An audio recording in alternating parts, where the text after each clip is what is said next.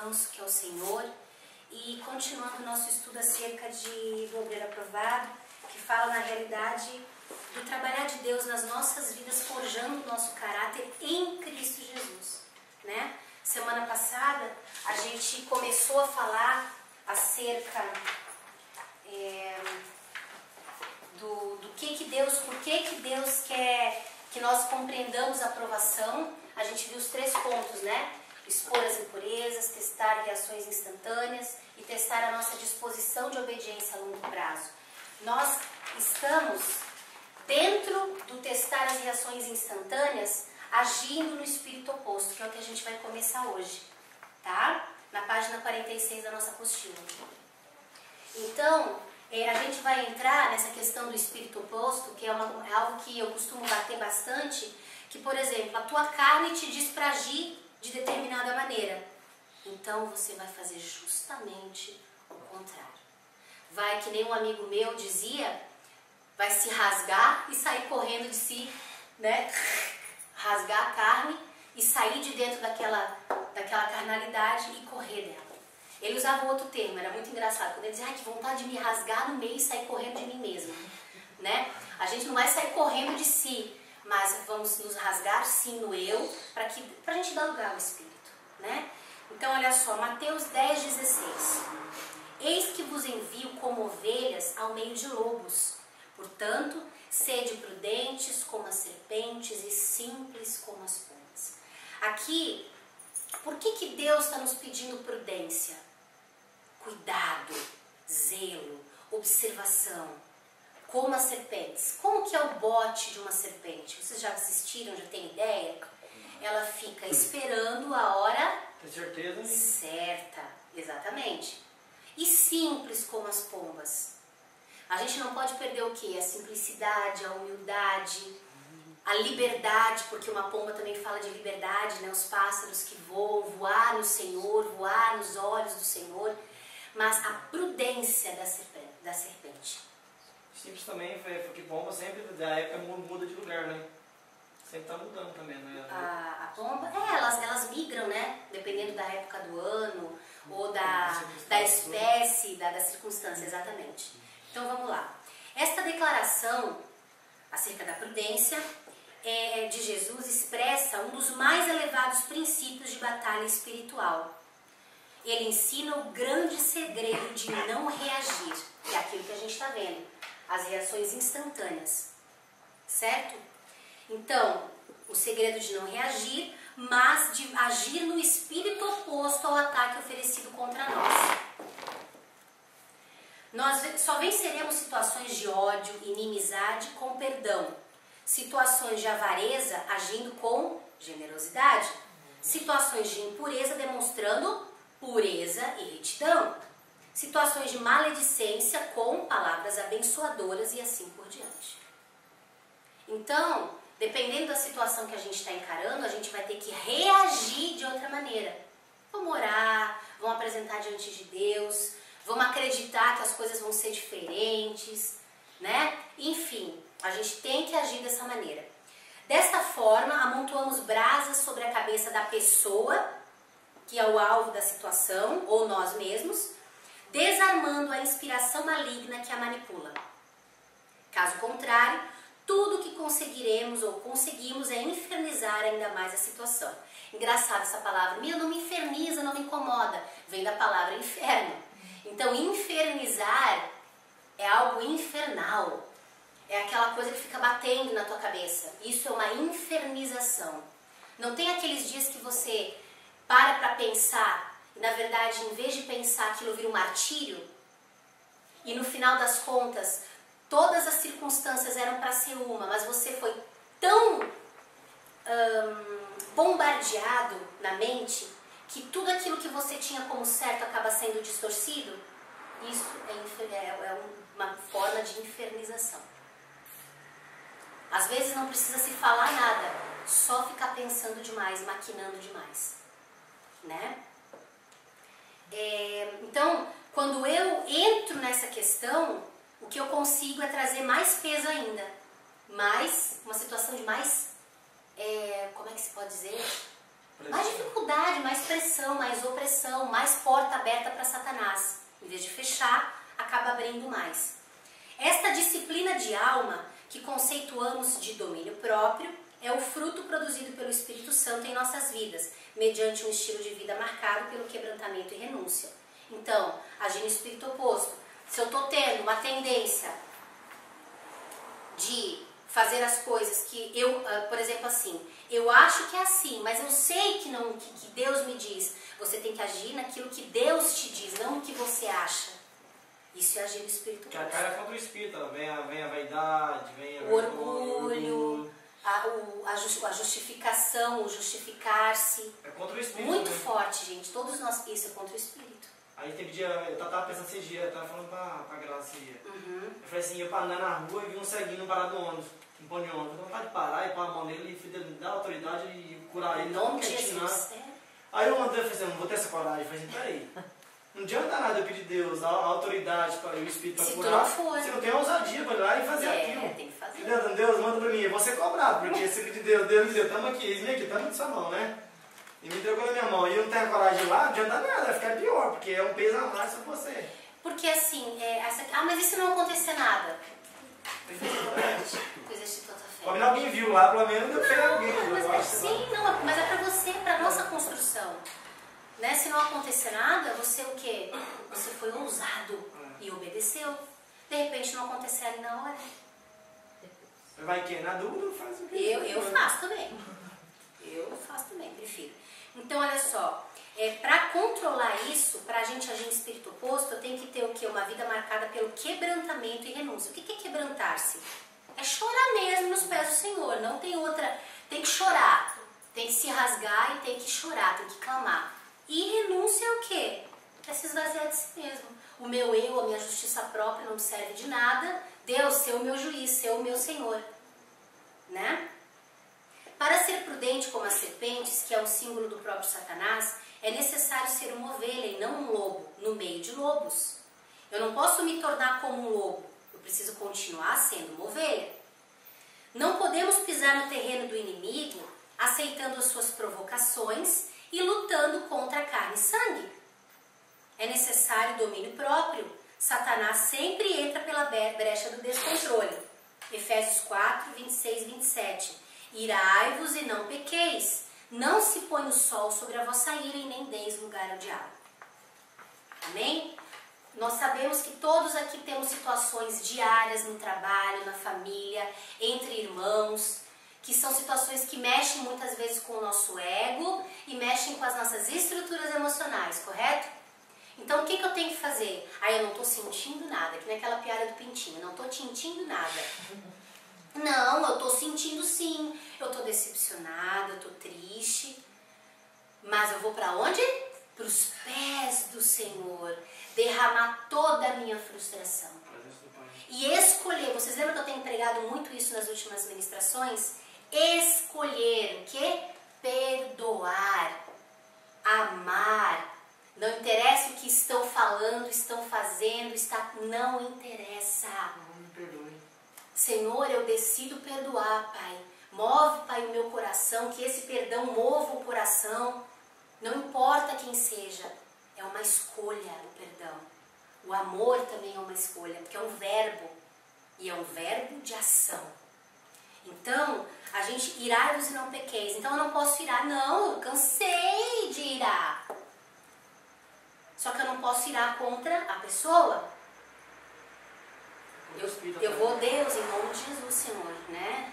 Arranca aqui, que se não arrancar, o bicho vai pegar, eu vou acabar me descontrolando, eu me conheço, remove esse peso de mim, né? E até a gente estava conversando, a gente observa o que a gente precisa fazer. Eu tenho ministrado muito acerca de transparência. A gente não pode aproveitar a transparência para irar. Não, tem que falar tudo que eu penso. Não é bem por esse caminho, porque daí eu estou usando uma justificativa para às vezes fazer aquilo que eu quero. E isso acaba sendo uma faca de dois gumes, né? Porque eu estou usando uma coisa correta para justificar uma coisa incorreta. A justificativa não é errada. Eu creio que em Deus todas as coisas são assim muito... A gente sabe que a gente é natural, que são situações difíceis que a gente encara, cada um tem as suas guerras interiores, mas a gente precisa, sabe? Que nem eu tenho falado aqui, usar de transparência, mas eu não posso usar de transparência para ferir o meu irmão. É aquela palavra, né? A gente não deve usar de liberdade para tal ocasião a carne. Exatamente. Vocês lembram, eu já dei até esse testemunho aqui. Eu conheci um casal que era assim. Ela nasceu no Evangelho, ele não era do Evangelho. Daí ela orou por ele a vida inteira. Quando ele converteu, ela não queria mais saber dele. Daí ele pegava e deixava recados na geladeira para ela, né, do Evangelho. Mas ele pegava versículos para cobrar dela porque ela estava errada. E ela realmente estava, sabe? Mas ele fez tanta coisa durante esses anos de casamento que assim, tinha que haver um tratamento ali, né, de perdão, uma porção de coisas. E daí ele começou a usar a palavra para ferir, para apontar. Mas pensa numa mulher irada. Ela dizia, não quero saber, não quero pastora, não vem me falar desse homem. Eu dizia, meu amor, mas ele é novo convertido, você tem que entender, calma, Deus vai mover. Todo dia eu deixava recadinho em imã de geladeira. Até que ela saiu de casa. Né? Foi uma luta para eles voltarem, mas eles voltaram. Eu e o pastor Edinho, nós pelejamos. Nossa, foi uma luta, mas eles voltaram. Mas assim, usar as escrituras para ferir é complicado, nós não podemos. Entendeu? Agora tem aquela escritura que diz que quando é para produzir frutos dignos de arrependimento, na hora traz uma tristeza, mas depois gera o quê? Bênção, arrependimento e transformação. Fechou. Mas fora disso, fica difícil. Nós não temos esse direito. A gente tem que pedir sabedoria e discernimento a Deus. Ver qual é a motivação também. A motivação, exatamente. Isso é importante também. Então, olha só. Cada dia que passa, cada vez que o sol se põe, sem exercermos a ira, ficar remoendo, né? A maioria tem esse hábito na humanidade. Muito poucos conseguem não ficar, né? Mastigando, e remoendo, e ruminando, que é a palavra mais certa. E olha só, se nós deixarmos que o sol se ponha sem vencermos a ira, o coração ressente, o corpo adoece e a alma descontrola, exibindo atitudes implacáveis. A ira, como qualquer outro sentimento ou desejo, precisa estar espiritualmente sob controle. O exercício deste comportamento faz frutificar o domínio próprio. Quando isto não acontece, ou seja, quando ao invés de dominarmos a ira ou qualquer sentimento que seja, somos dominados, então abrimos a porta do descontrole, dando lugar ao pecado e ao diabo. O domínio próprio precisa ser exercitado mediante uma diversificada gama de provas. A gente só vai conseguir ter o domínio próprio diante das circunstâncias. Não tem outra maneira de aprender a ter o domínio. Você tem que viver a situação. Este é o caminho para uma vida livre e uma personalidade estável. Não é fugir das circunstâncias, não é se esconder delas, mas é encarar e fazer as escolhas acertadas pelo Espírito. A nossa carne não consegue. Vocês têm razão quando dizem, não consigo, não dou conta. Mas clama ao Espírito de Deus que Ele faz com que você consiga e dê conta.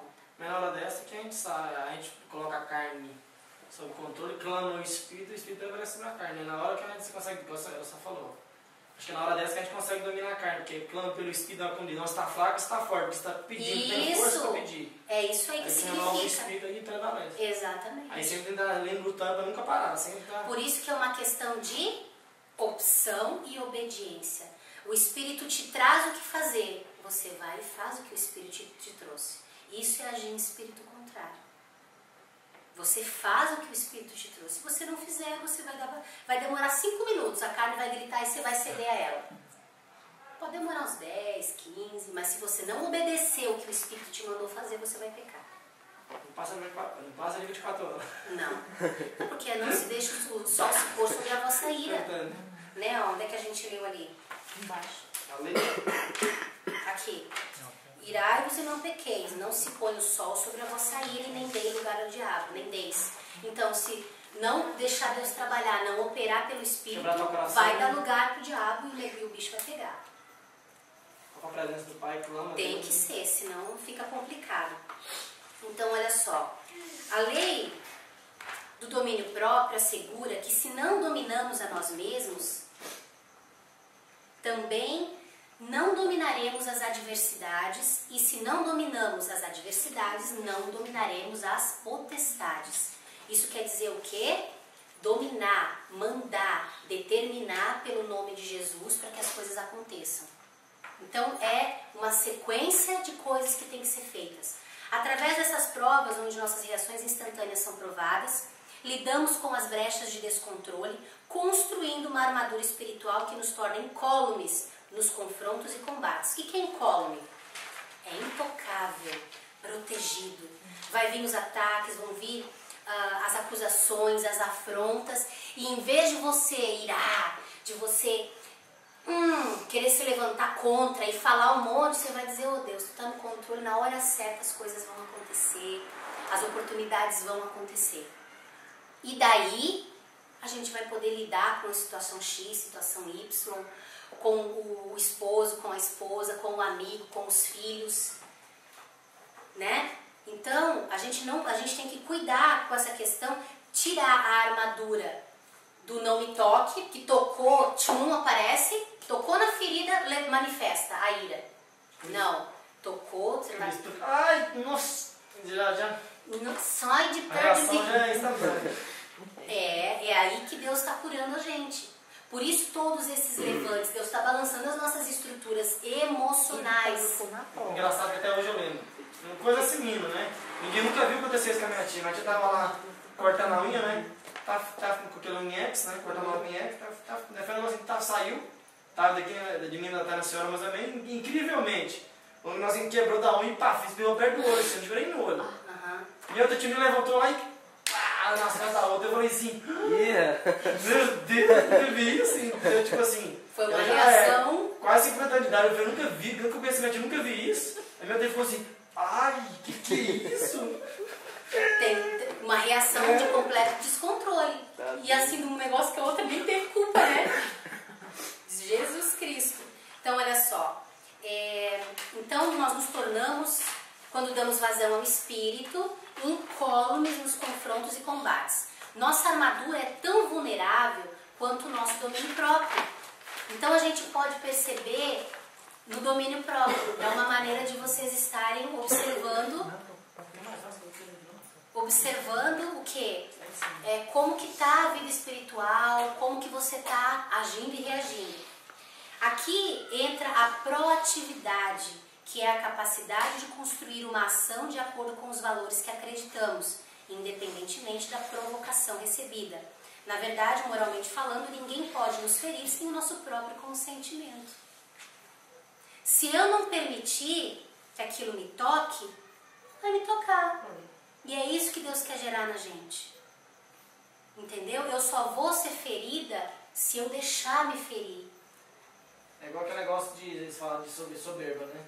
Eu tava tendo telinha antigamente, assim, eu até hoje leio. Mas uma coisa de chamar atenção, por exemplo, sobre glória, o homem trazer glória para si. Jesus, por exemplo, veio, por exemplo, Deus falava, eu tinha que fazer milagre, ele ia lá, fazia milagre, curava, tipo assim, põe as mãos e curava. E ele não ficava esperando a glória, eu, obrigado. Não, ele tá curado. Daí virar as costas e ir embora, amém. Cadê a cadeira? Foi embora com a cadeira. Ele me curou, era assim, aquilo outro, tal. Não, ele me curou. Aí não esperava a glória. Ele curava, saía. Não trazer glória para ele, mas deixar a glória ser dele, mas do Pai. Sim, e mesmo assim teve momentos em que Jesus, lembra aquela, se eu não me engano, os leprosos? Quantos leprosos eram? Esqueci. 10 leprosos. Um voltou para agradecer e era o ímpio, o dito ímpio. Os 6 eram da casa de Israel, certo? E aquele que não era voltou para agradecer. Ali tinha um princípio. E mesmo quando ele recebia a glória porque ele era Deus. E ele sabia, né? Só que ele sempre falava do Pai. Eu sou um com o Pai, como o Pai é um comigo. Então ele sempre citava e deixava isso bem claro. Tinha multidão, ele pegava, cortava a multidão. Porque ele podia ser adorado, ele devia ser adorado. Então ele recebia a adoração, né? Até porque ele é Deus. Então assim, ele deixou princípios bem fortalecidos, mas ele ensinou a questão da glória. Como homem, ele falou, meu pai, agora meu pai não é a minha. O que aconteceu com Paulo também, né? Paulo foi adorado, chamaram ele de Júpiter, parece.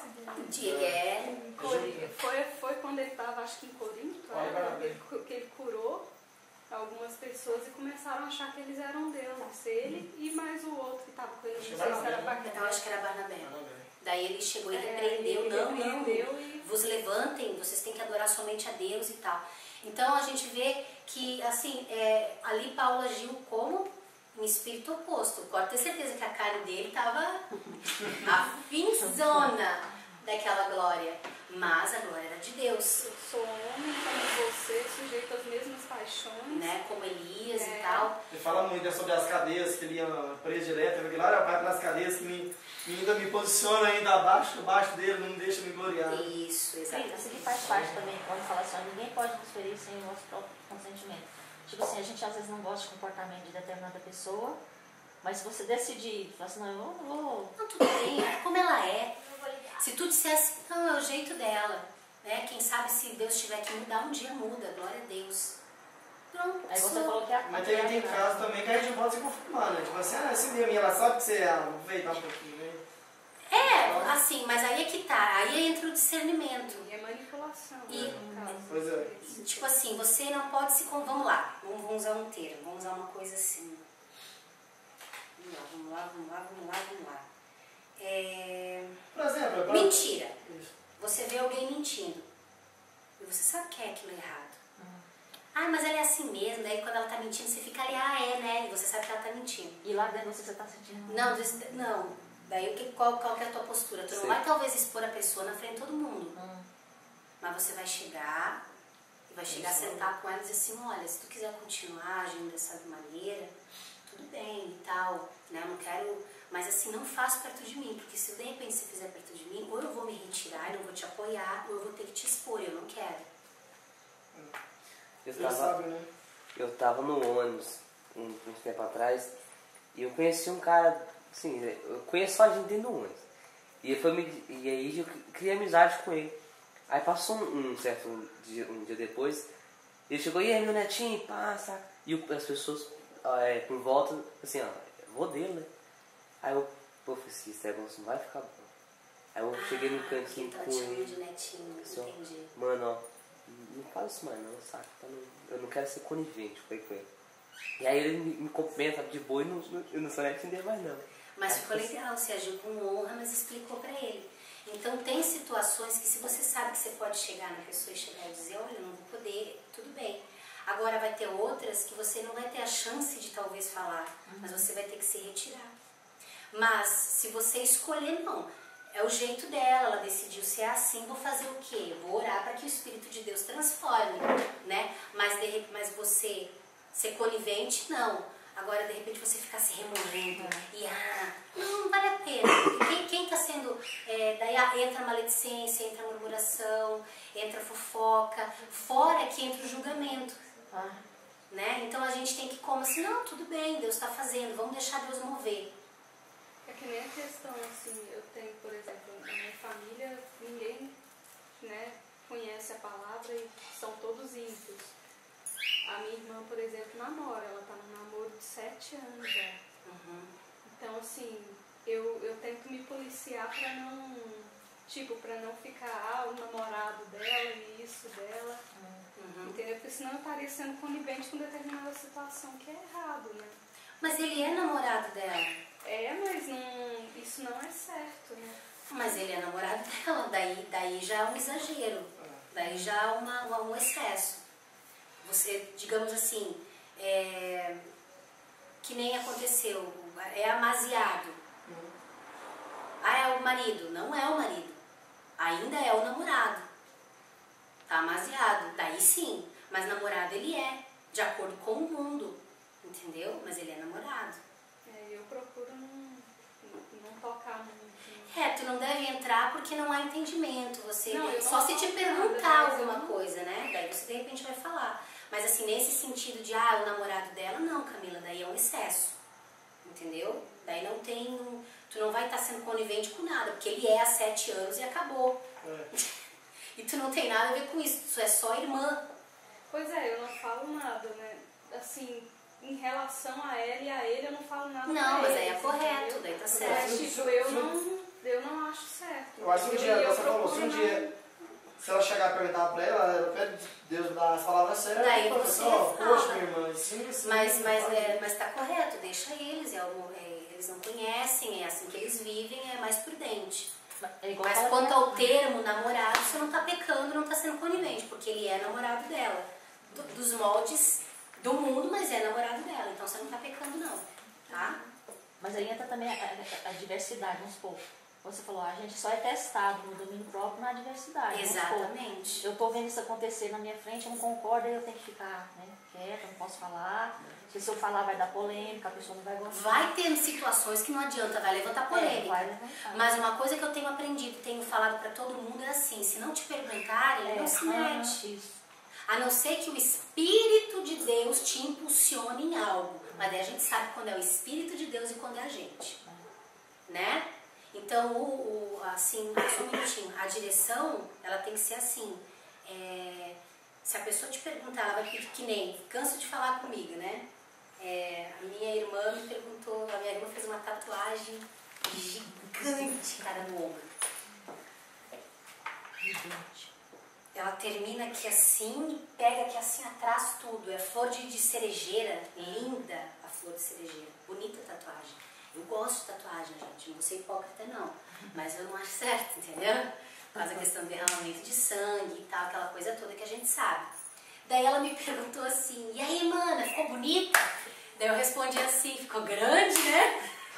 Respondi na internet, ficou grande, né? Sua maluquinha. Eu não quis entrar no assunto, porque ela não quer, porque ela já sabe o que eu penso. A pergunta já foi própria para mim dar a minha resposta, para provocar uma situação. Sei como é que é. Entendeu?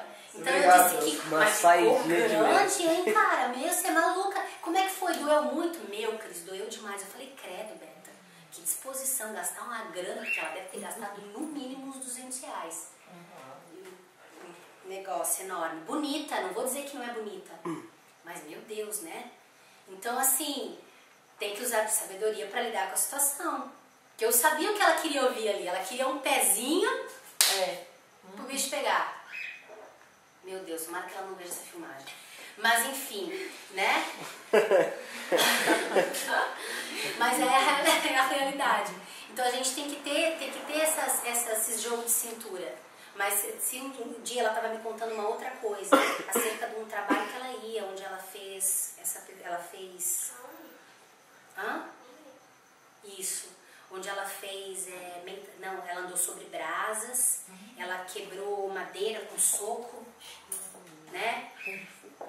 Não, exercício de mentalização, o negócio é feio ali. Daí ela me contando, eu já fui virando insólio. Daí ela olhou pra mim esperando que eu ia abrir minha boca, né? E eu assim, meu Deus, Jesus, me dá domínio próprio, Senhor, em nome de Jesus, eu não posso abrir minha boca. Se não tava lá. Ai, Deus. Daí ela olhou pra mim, tu não vai falar nada? Daí eu disse assim, não, só se tu quiser saber a verdade. Ai. Se tu quiser saber, a mana te fala tudo, com os mínimos detalhes que eu sei. Mas se tu não quiser, eu prefiro que eu não vou te falar, porque tu ainda não quer. Então tu tem que querer pra mim poder te falar a realidade. Daí acabou o assunto ali, ela ficou mordida, mas acabou o assunto. É que nem Entendeu? meu pai. Meu pai também me provocou esses dias falando que ia comprar uma passagem. Camila, você quer? Eu pago, a gente vai para as boates lá na Pecuária. Aí eu virei pra ele. Se arruma uns eu namorados já e se arruma tal. uns namorados, que não sei o quê. Falei, pai. Por favor. Então Então tem situações. Vai numa direção de Deus e olha lá. Tem situações que a gente que o inimigo está usando, mas que Deus está provando. Então, assim, a gente tem que realmente ficar esperto, né? Então, são situações que acontecem e que elas não vão deixar de acontecer. Essas situações que vocês estão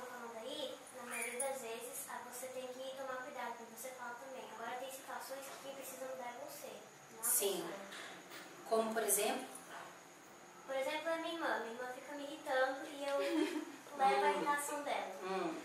Aí eu tenho que mudar nisso, né?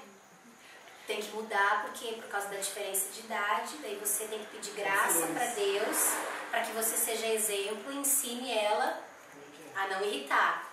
E não se deixar irritar. É um exercício, não é fácil não, mano. Eu também tive irmãos novinhos, né? Mas hoje nós temos o Espírito de Deus que nos ajuda. Tu tá certa. Tem horas que é a pessoa que tem que mudar e tem horas que é você mesmo.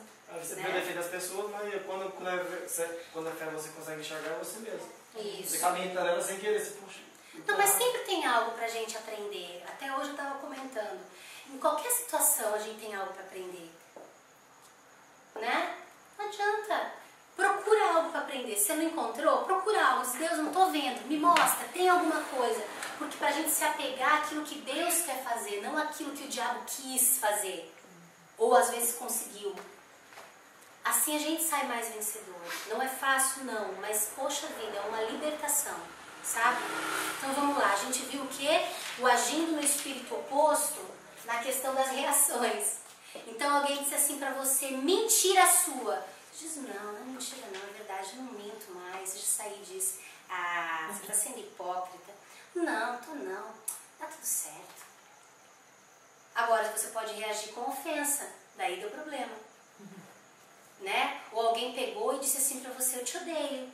E ela fala assim, você não quer? Né? Crentinha. Daí a pessoa vai olhar pra outra e vai dizer assim, se tiver melhor a gente conversa, aí você me chama de novo.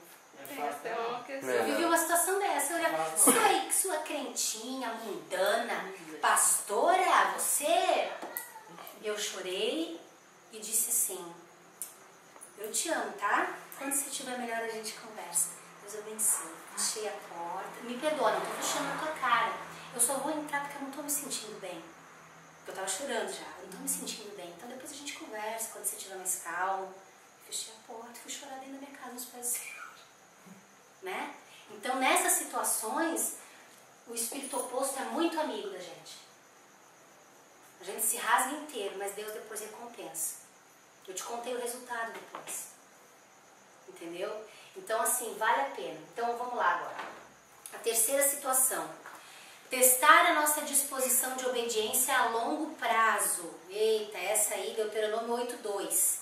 E te lembrarás de todo o caminho pelo qual o Senhor teu Deus te tem conduzido durante estes 40 anos no deserto, a fim de te humilhar e te provar para saber o que estava no teu coração, se guardarias ou não os seus mandamentos. Isso mudou atualmente? Não. Por isso que eu digo que tudo que nós vivemos, tudo, nós temos duas situações para enxergar. Ou eu me ver como vítima, como ofendida, como qualquer coisa, ou eu dizer, Deus, não importa se é justiça ou se é injustiça.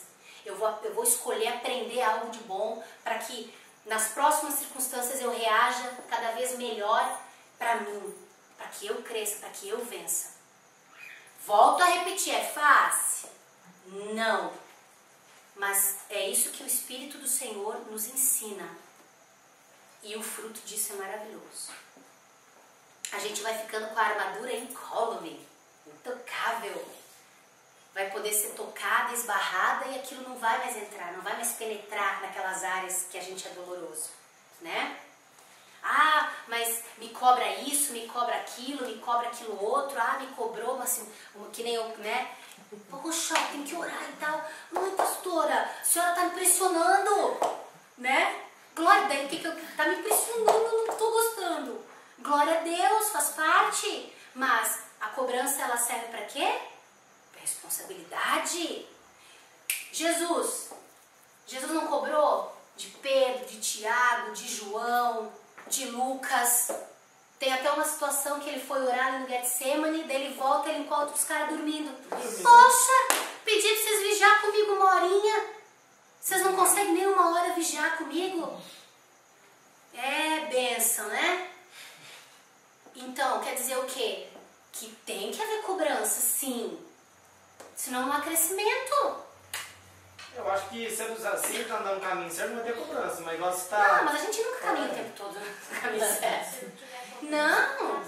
Não, sempre vai ter cobrança. Não esperem que nunca vai ter cobrança. Vai ter, tem que ter. Não tem como não ter. É saudável. É saudável, gente. Entendeu? Ô pastora, a senhora não tá me ligando? Essa semana a senhora disse que ia me ligar, não me ligou. Não é uma cobrança? Agora eu posso escolher, ai, que afronta. Não, ela tá com saudade de mim, precisou de mim, eu falhei. Perdão, Grazi, vou te ligar mais. Perdão, Fabi, vou te ligar mais. Perdão, gente.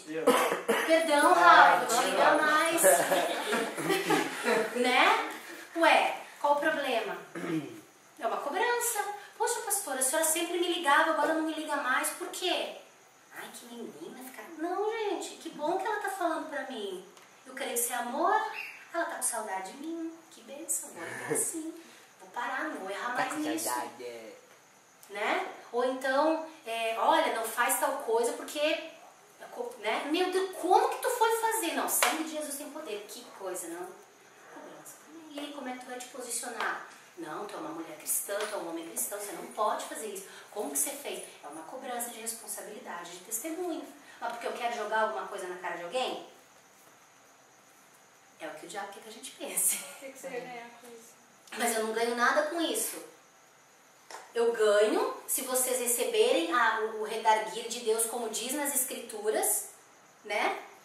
Para crescimento. Agora, se você não receber, eu vou ganhar o quê? Né? Então, assim, ó, a gente tem que lutar contra essas coisas, porque isso é muito vivo no nosso caráter fora de Cristo Jesus.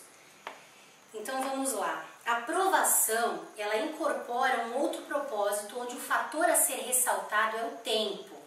Ninguém tem lugar, aqui a gente está na geração micro-ondas, a gente quer tudo para ontem, né? Mas em Deus não é assim. Este é um aspecto fundamental para gerar perseverança e caráter. Perseverança produz caráter e caráter produz perseverança. Desta integração emerge a consistência espiritual de uma pessoa, ou a maturidade, crescimento. Portanto, em termos de caráter, o tempo desempenha um papel indispensável no processo de aprovação da fé. Perseverança é uma matéria-prima do caráter.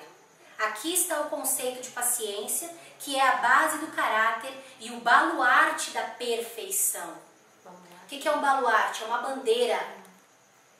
Tá? A paciência para andar um dia depois do outro é uma bandeira. Certo? É um baluarte de perfeição. Quem que era o homem mais pacífico, mais paciente que a gente já conheceu na Bíblia? Moisés. E mesmo assim, num ímpeto, coitado, ele acabou perdendo a entrada na Terra Prometida. A perfeição divina nunca esteve ligada com rigidez, intolerância e perfeccionismo, mas com a paciência e seus derivados. O mais importante de qualquer vitória obtida é a capacidade de mantê-la. Lembra que eu falo para vocês? Ser liberto é fácil. O negócio difícil é se manter liberto.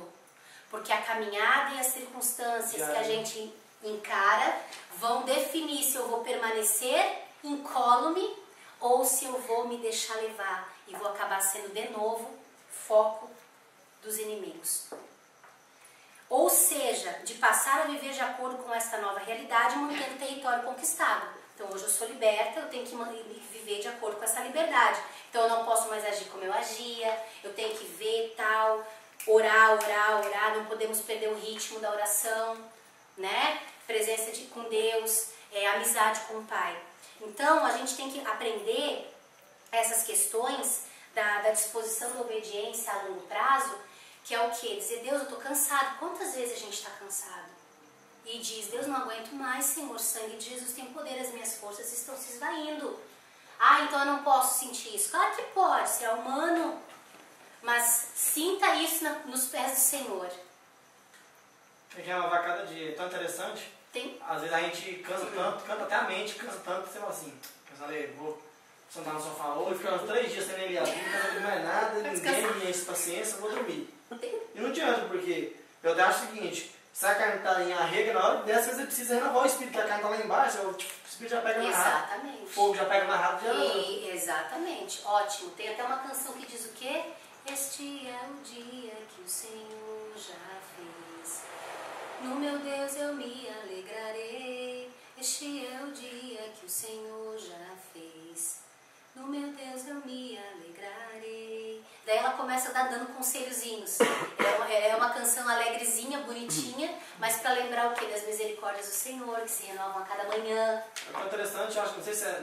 Dos momentos de fadiga espiritual. Não sei se é Paulo, não lembro direito, mas Paulo fala sempre que nunca terá descanso aqui, né?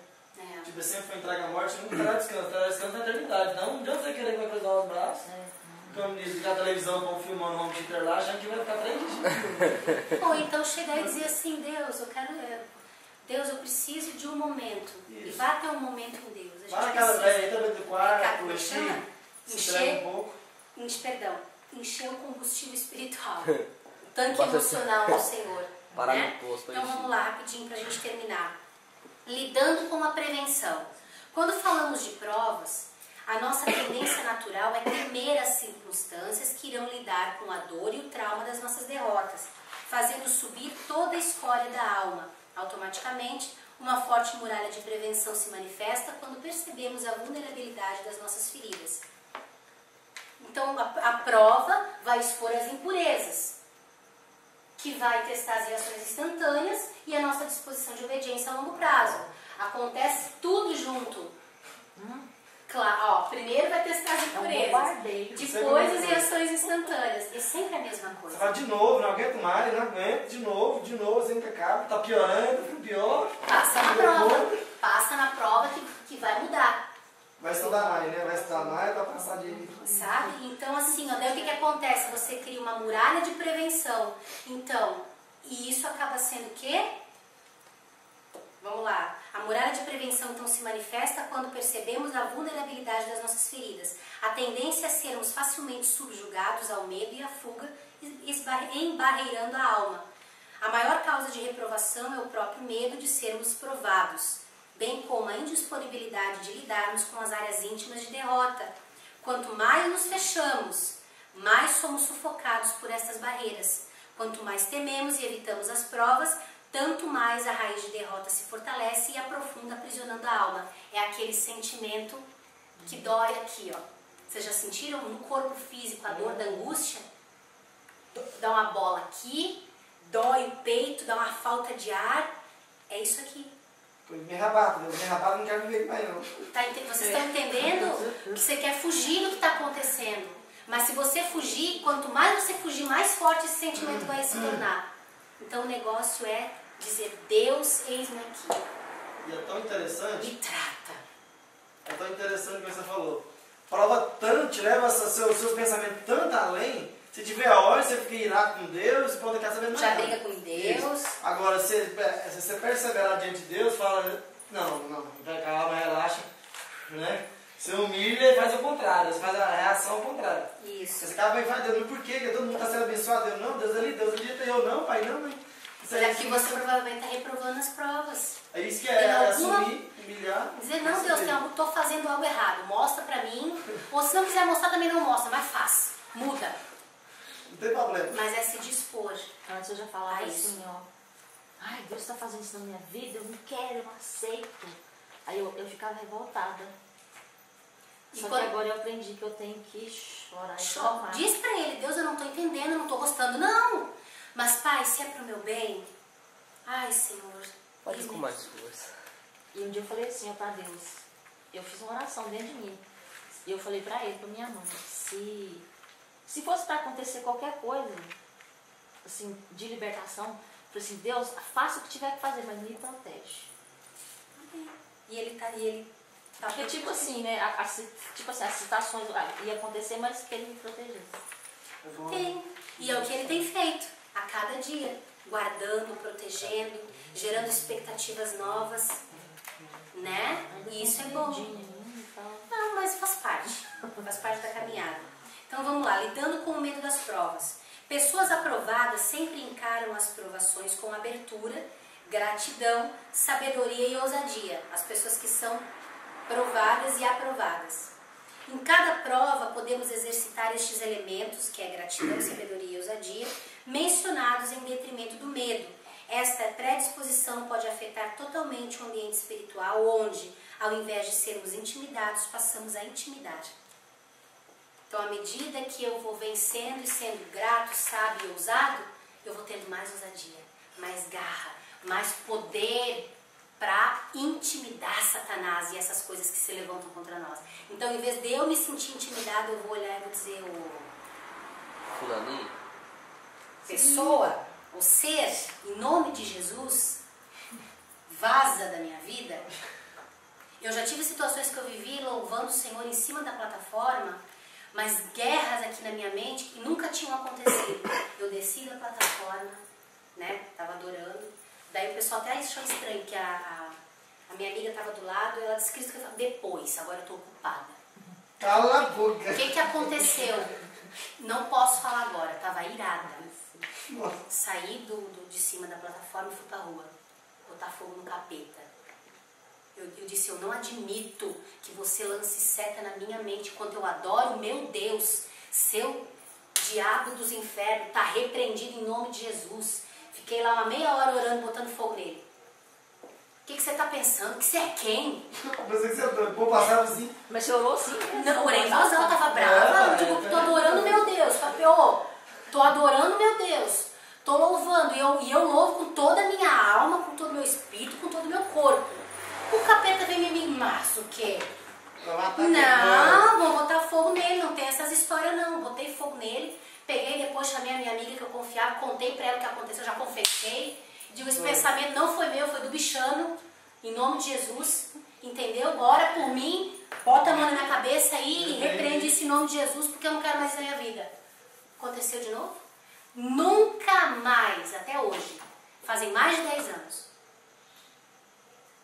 Deve ter me achado doida, Oposto, né? barrida. Claro, eu vou aceitar de quê, né? Tá Se amarrado. você pensasse que era um pensamento seu, você ia ficar intimidado e agir de novo. É, mas eu disse, não, isso não é pensamento do meu, eu não sou assim. Ah, que isso? Não, seu sem vergonha, sai daqui da minha mente em nome de Jesus. E eu tô sendo literal, eu agi assim. Eu fui lá pra rua, tinha um corredor, eu ficava assim. Você quer ir? Então ira contra o capeta. Pisa na cabeça dele, em nome de Jesus, né? Tem uma vida no altar, senão você vai apanhar até o céu da boca. Vai querer bater no peito e falar assim, né? Eu sou, não dá problema. Mas ira contra ele. Vai e ele se levanta mesmo e ó, em nome de Jesus, né? Com a vida no altar e tal. Então, gente, ali fechou uma porta que podia ter virado um portão pro inimigo hoje na minha vida. Que amigo sua ia falar do bom, né? Não, mas podia até falar. Não, eu nunca dei bola pra essas coisas, não. Mas o problema era ficar dentro de mim e aquilo abriu uma porta para outros pensamentos. Um abismo chama outro abismo. Então, enfim, né? Deu certo, foi bênção de Deus. Então, olha só. A Bíblia narra quando Paulo estava em Cesareia e um profeta de Deus chamado Ágabo faz um ato profético em alusão ao seu futuro. Não era o tipo de profecia que as pessoas gostam de ouvir. Pegando o cinto de Paulo e amarrando suas próprias mãos, ele profetiza, Atos 21:11. Isto diz o Espírito Santo. Assim os judeus ligarão em Jerusalém o homem a quem pertence esta cinta e o entregarão nas mãos dos gentios. Aquilo deixou todos apavorados. Eles começaram a interceder com Paulo para que ele desistisse do seu intento de ir a Jerusalém. Porém, consciente da presença de Deus, sabendo que essa seria a estratégia para testemunhar diante dos governantes, Paulo responde, Atos 21:13. Que fazeis chorando e magoando-me o coração? Porque eu estou pronto não só a ser preso, ó Jesus, mas ainda a morrer em Jerusalém pelo nome do Senhor Jesus. Atos 21:13. Ele sabia que aquilo vinha da parte de Deus. Ele disse, gente, não ora, vocês estão orando contra Deus, porque vocês estão magoando meu coração. Não intercede contra, isso veio de Deus, vai acontecer, precisa ser assim. Isso é o quê? É ousadia no espírito, ele venceu o medo, ele foi ousado, ele não queria saber. Ali ele chutou a cabeça de Satanás. certo? Porque Deus falou para ele. Ele não tinha medo da morte, não tinha medo de nada. Não. Então olha só, que estupenda maneira de encarar uma aprovação. Paulo não deixou espaço algum para o medo e intimidação. Pelo contrário, ele chega a dar um checkmate na morte, expondo-se a tudo por causa de Jesus. Eu só vou morrer se Deus quiser que eu morra. Se não, não é a morte. Jesus venceu, ele tirou as chaves da morte e do inferno. Então eu só morro se for a minha hora. E eu creio nisso. Eu só vou morrer quando chegar a minha hora. Este nível de ousadia desmonta qualquer argumento demoníaco. Isto chega a dar terremoto no inferno e ataque do coração em Satanás. Isto deixa o diabo endemoniado, num estado de choque e perplexidade.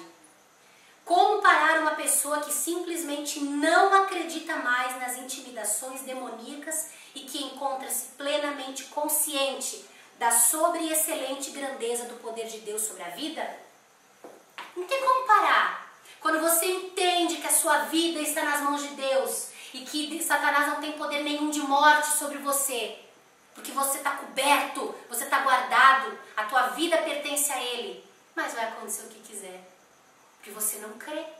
Você crê na soberania do Deus que você serve. Desta forma, Paulo demonstra a grande vantagem que podemos ter sobre Satanás, mesmo enfrentando situações onde sua própria vida corria risco. Entrar numa favela, ser abordado, botar uma arma na sua cabeça e você sair rindo. As meninas estão aí para provar. Chegar na casa do nosso amigo, a gente fica, meu Deus. Chamar os caras, cara, é nós aí na eterna, Jesus te ama. Vamos com a gente para a igreja, vamos louvar o Senhor, vamos adorar o Deus de Abraão, Isaac e Jacó. E o cara com a 12 na mão, ei, tchau. Não preciso de nada, eu preciso que se Deus não guardar a casa, em vão vigia a sentinela.